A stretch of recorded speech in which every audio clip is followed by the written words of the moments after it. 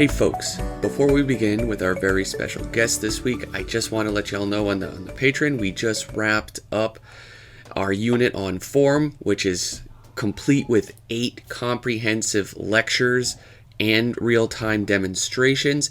You could still catch it just by signing up today and get instant access to all of these. It's perfect for beginners and intermediates. If you have trouble digital painting, if you're not sure how to design, it would be perfect for you. Also, what's upcoming on the horizon, I'm just about to wrap up this pretty big world building project. Here's a part of it. I've recorded lessons for all of these images here. They'll be coming in early 2021. So if you like building fantastic worlds, you need to know about composition, lighting, set dressing, and all the other parts of that. That's what I'll be covering. Hey everybody, I got a special guest with me today. His name's Tyler Thull. You are a freelance, right, concept artist and illustrator working around today. How you doing? Good. How about you, sir? Good. And yeah, we've just kind of talked off the line for a little bit. We've been going back and forth with our work for ages now, and you've been spamming in a great way, by the way, on Facebook, all this awesome Iron Man work, and it's finally just like, okay, been beating me in the head. I got to get you on. I'm going to use this as an opportunity. Awesome, man. So let's start with there. Maybe we'll talk a little bit because that's clearly probably what you've been up to, or was that work created now a couple years ago? Yeah, a lot of it was created a couple of years ago. I've been working with Camouflage for quite some time. Mm-hmm. Like I freelanced on different projects for them, but they were kind of like my first real like remote job that was consistent. And I love the team so much there. And I kind of I'm working with them full time now, and it's been such a good time. Oh, that's I love awesome. it so much. Yeah. So yeah, Iron Man, like that is a really cool project, and you've been doing all kinds of concepts for that, big, small, open, closed. Do you want to give me a little bit into the inside, maybe your favorite aspect about working on a project like this? Yeah, I think so. Like, generally speaking, like it changes every time. There's like a Mm-hmm. different task, but especially for Iron Man VR, I was getting asked to do environments that I later had to like create props for. So like I would create the environment as a big scale, and Yep. then I would kind of zoom in and create all the props for it later. And that's like generally my preferred way of working. So that's why I had so much fun on these. And these are like in collaboration with the Control Paint YouTube guy, Matt Yep. Court. Oh I yeah, he's backcore.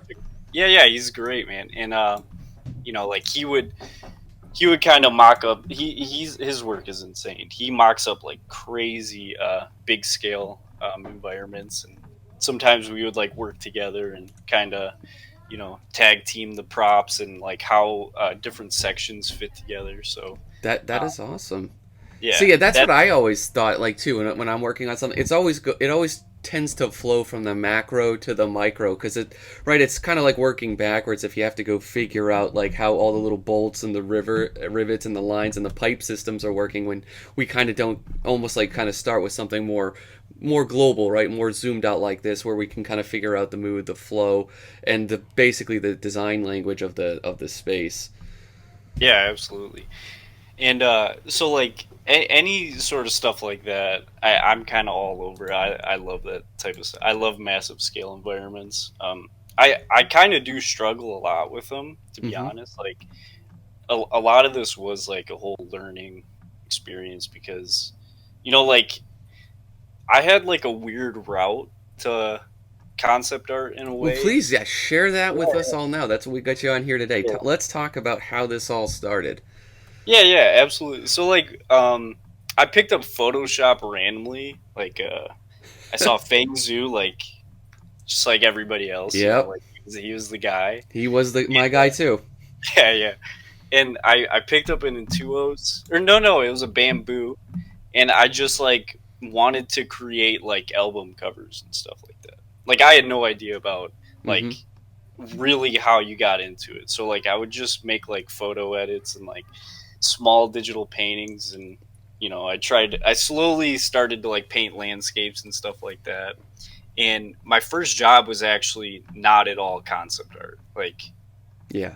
not at all. Like I and it was like a very very good gig to have because it kind of challenged me in a way that was like kind of extreme. I got brought onto like a graphic novel, and it was like made by a local artist in Michigan.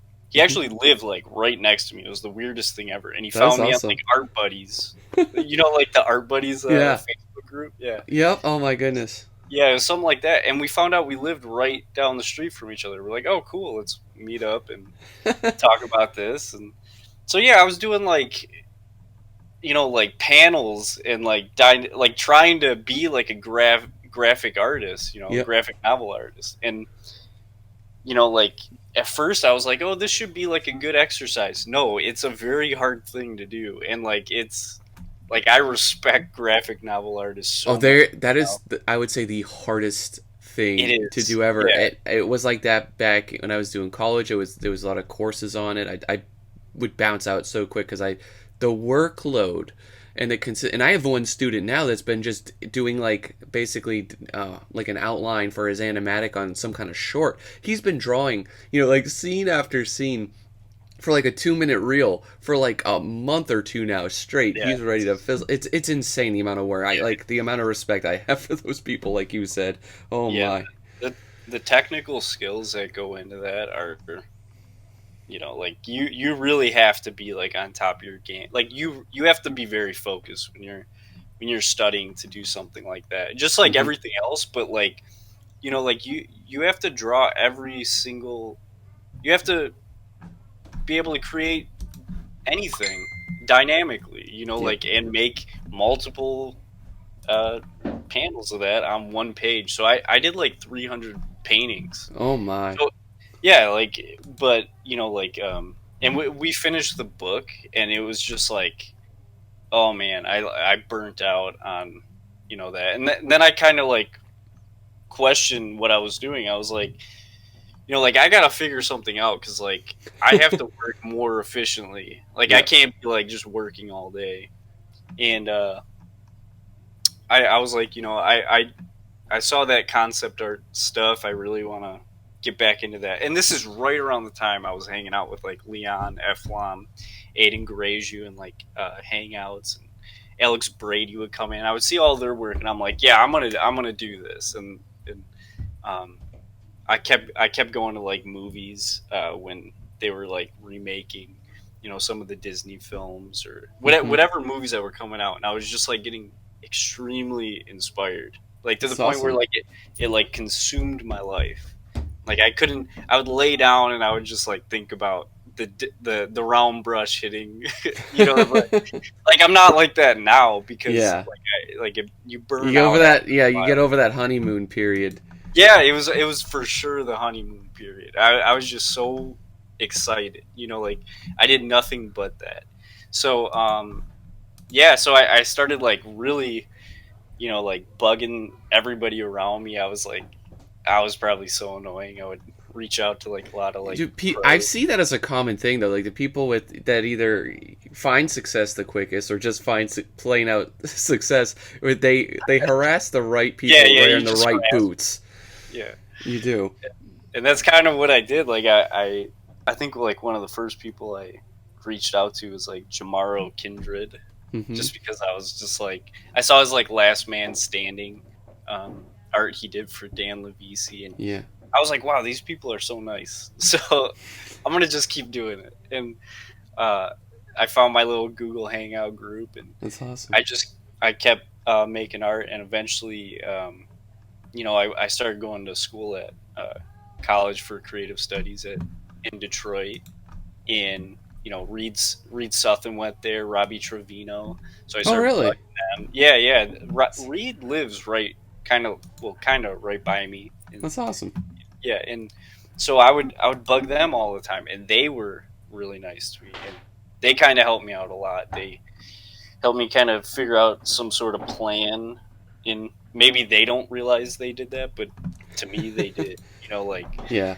and so I started getting like a little bit focused. I still had no idea what I was doing, but like I made a portfolio that was like decent enough to get considered at Sony for like an internship. And Finian McManus was he just got an internship in Santa Monica, Mm-hmm. Sony, and I was like applying for the San Mateo one, which is like the Northern California, Mm-hmm. and it's like the Sony headquarters one. And I think he like recommended me or something. He kind of helped me out in some sort of way because you can like put recommendations down. Oh, And I that's ended awesome. up getting it, and I was just like, dude, this is like this is real now. Like I have to figure out how So to you get had to? Did you pack your bags? You go move out to Santa Monica for the internship at this point? San Mateo. Yeah, yeah. So Okay. well, we had like a phone call for like the Interview. yeah, yeah, and it was just like it was really chill. It was very relaxed, and I was like, whoa, this is not how I thought it would be. I thought it'd be like they were gonna be grilling me Mm-hmm. about what I know and like all this stuff. So I I was very nervous going there. I was extremely nervous, and everything went all right with the interview. And I went in there, and I was working with a team, Impulse Gear, that was working with Sony, and I did like early development with like for the game Farpoint, and Mm-hmm. I met some like some people that are very I'm still close with now, and they help me out with my decision making now still. And after that, I was like it only lasted 3 months, so I had to figure out how could I make this work from Michigan, because Mm-hmm. I wanted to be in Michigan, Yeah. and everybody kept saying it's not going to work. You need to go to California, and so I went back to Michigan, very stubborn, and I was like, no, I'm gonna make this work. Yeah, And I I can relate to that so bad. yeah Coincident. I've had to turn down, a handful of offers in the past. When I was younger, for a very similar reason. I just wanted to kind of find something more local to me. Which is always like either Massachusetts, Boston area, and now a little bit south into Connecticut. People have always wanted to kind of pull me or recommended that I go all kinds of places, and I never thought that was like the right path for me. And there always had to be some way to get around that. Like you thought the yeah same, and of course it turns out there is, especially in this year. But yeah, yeah I, I yeah get I totally. get that pressure, and I get that confusing and the anxiety. That thought may kind of consume people with it, like, oh, I just maybe I can't get work as I live here, or there's not an opportunity in my area or something like that. But there really is always a workaround, and there's other ways to kind of go around. Yeah, absolutely. I think like if especially if you make art that's marketable, there's going to be a project that needs you Hmm. eventually. Like, and eventually a company won't care if you're in house or not. And or you could just bounce around a lot, and Yeah. there's nothing wrong with that. You could land a full-time remote job, like it you really can take that path. I think some people get discouraged pretty quickly when they don't hear anything. Like they get a Yes. portfolio ready, and it's nothing but crickets for a little Yeah, and bit. you're just sending it out to various drop sites, where you like, here, do the portfolio Yeah, drop on this web address. You do that, time after time, and most of the time you won't get any kind of response back. They just too many yeah. people are. A lot of people are doing the same. I think like I think everybody has like a different experience, but like in my personal experience, like just if you don't have a job, just start Yep, working on whatever you want and make it as good as you possibly can, and just keep putting it out there and keep marketing yourself, and eventually someone will come and they come to you, which they is do. a better situation. Like I think that is in my experience, like when someone comes to you, Hmm. it's a good experience, instead Yeah. of like being in a pool and you're like fighting for the job. It's like, no, they came to you. And right, like you said, a huge part of that, and I think that's that first huge kind of leap and hump that either like a beginner artist or a student has to come to, is they should and probably first almost focus on making themselves marketable, which equals to being employable. Because then, like, if you can get your foot in the door, if you can get recognized to do this base sort of competency, right, in a way, then you can start to shift gears, behind the scenes, or in your own personal time, and start to filter out things the way you want to do them, and do more of your projects, or even change styles. But like, I think there is a huge strength to just being like, for those of course that are kind of interested in this field, you do have to have some kind of marketable art. Because if you go too unique, people just, it's not going to resonate with them. It might pop for like one really kind of crazy guy that that lives in the boonies, who knows. But like, you Yeah, gotta, it has to have some sort of mass appeal, and that yeah, technical kind of competency that can make it work on, like, on a project like Iron Man here. yeah, Like, okay, I can do the tech stuff, I can do these desks, I can do a room space, and of course all the cool exterior overhead stuff as well. yeah. I think that's definitely. In my experience, I think that's 100% correct. Especially if you're like in a position where you're like, okay, I really need work now. It's like, okay, well, become marketable, because it Yep. will come eventually, and just be open to not working for the dream company that you've been kind of setting your eyes on for like it'll eventually Hmm. come, but be open to work for other stuff as well, because I never thought I would be at Camouflage. Like when I was um, going to school, I was like Disney, Disney, Disney. I wanted to work at Disney. That's it. Like, but I love Camouflage so much. I couldn't be happier. Yeah, it looks like you're having a great time here, and you're producing so much. By the way, I have played the Iron Man VR game. I It have. is a lot of fun. Oh yeah, like that's always been my dream. Is like, why do I want to? Growing up, you just stuck playing the old beat 'em ups where you're just like Iron Man and Captain America, and you're just walking down a very linear 2D plane, beating the hell out of guys, which is still fun. But it's like, Yeah. really embracing Iron Man, where you're getting in the VR. The VR with anything these days is absolutely fantastic for an Oh man, experience. Like, but that's yeah, so it is a awesome. lot of fun. It is a lot of fun. Yeah, yeah. That's great to hear, man. Like I honestly I work on VR stuff, and I have in the past, but I actually get like a little nauseous. Hey, you know when what I say? Like, I honestly get a little disappointed in a VR experience if I don't get a little nauseous from it. Like, I think Yeah, that's like legit as hell, and that's part of the experience. Like, I yeah. I want to, mean, I want to feel that. I you want to. feel like you're getting jarred around, and yeah, yeah. No, like I still love VR games though. Like I think some of the funniest experience I had were in like janky VR games that I randomly Yes. bought just to try it out or something like that. I think it's going to be such a cool uh, thing in the future. Like Speak. it's still Speak. just a baby. Yeah, yeah. Yeah, definitely. Speaking of VR, have you tried working in the VR yet at all? Doing any Oh kind of the man. sculpts or the modeling? Yeah, like I tried, but I haven't like created anything in Hmm. it. I think it's pretty cool.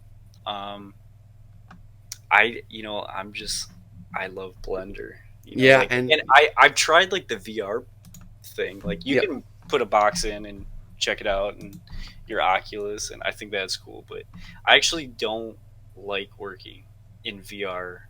Uh, not yet, at least. Maybe in the future, but not I yet. you You? can tell, right, that the tools are still kind of in their infancy with it, and that Yeah. they're still kind of figuring out a lot of it. But yeah, it is like a whole different experience.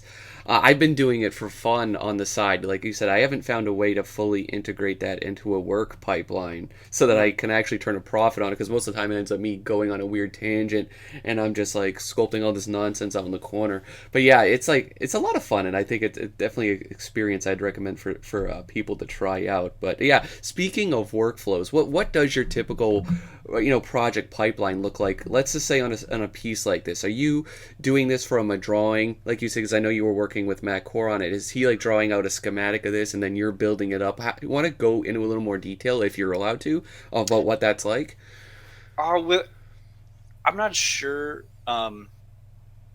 I guess I could just answer that from like a general, Mm-hmm.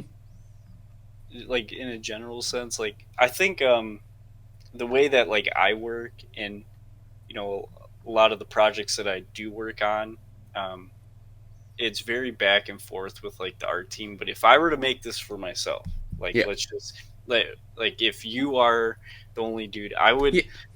I would probably block out like a gray box or something very Yeah. basic, and then a basic render or like a screenshot, and just start scribbling over, Mm-hmm. because you can get lost like trying to Yeah. figure out these details and like It's a what. rabbit hole for sure. Yeah, like you could just be like trying to figure out how to break like one form up in 3D, and like sometimes it's a great thing to do. Like it's very easy and it's non-destructive, especially in Blender, and And you, you you can can. spend all day doing that too.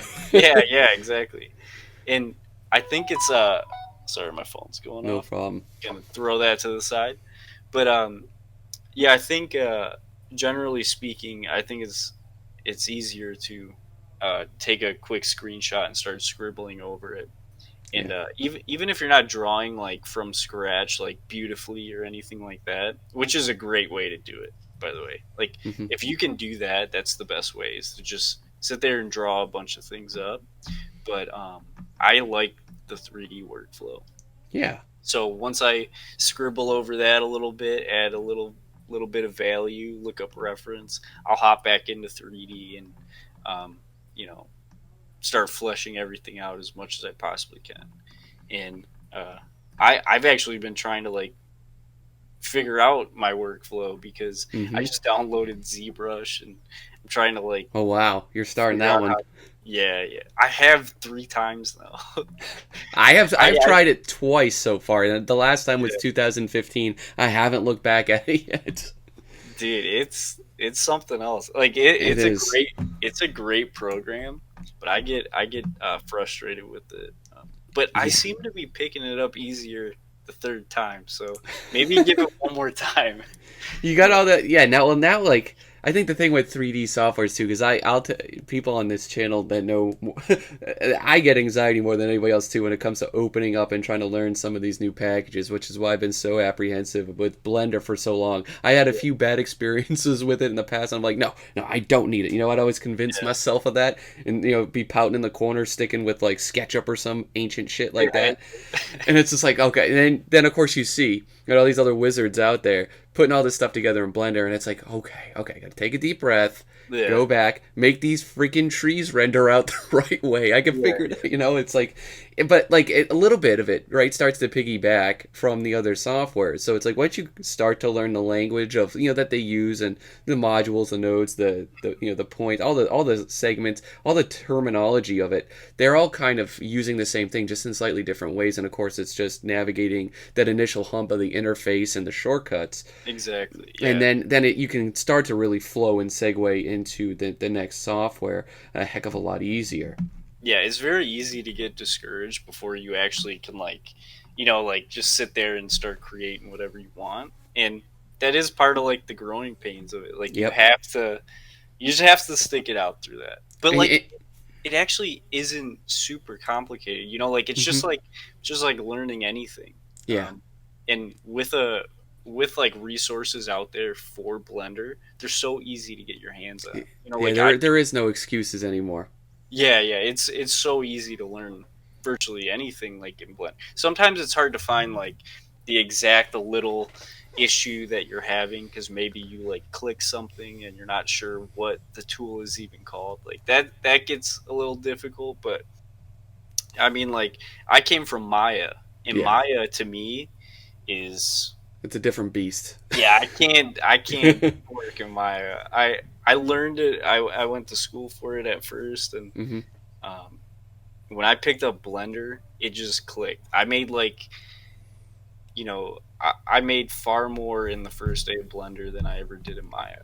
That's Like I awesome. was so like it for whatever reason, like whatever I learned for those months going to school, it translated and made so much more sense in Blender. But So, on a personal piece like this looks, this is really nice. It's got a nice, professional, even finish to it. How much, and because I don't know, and I think this is a good sense too, that it is really good. It's like I don't know what's photo, what's painted, or what is 3D here. How well, would you? that's good because I Yes, cheat that's the sign of on a them. successful painting, right? Like that, Yeah. even tricking someone that looks at this kind of stuff all day.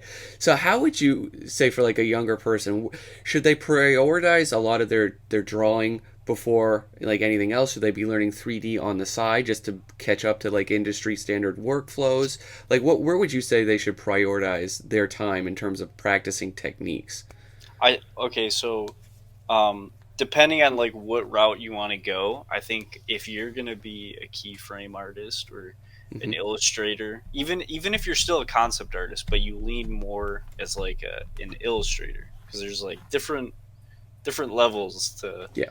like you could be the more design guy, but like I think generally speaking, if you're going to be more on the illustrative side, just do tons of, I know it sounds like basic, but it's just like do tons of like film studies, Yeah. and and then start cheating and do creative studies. So like what I mean by that is like take take a film, like a film screen grab, Yeah. and instead of like just painting it like you just did to like study the color palette and all that stuff, um, use it as like a base idea and do a creative study. And what I mean by that is like use whatever tool you want, like use a photo and use and totally redesign the shot.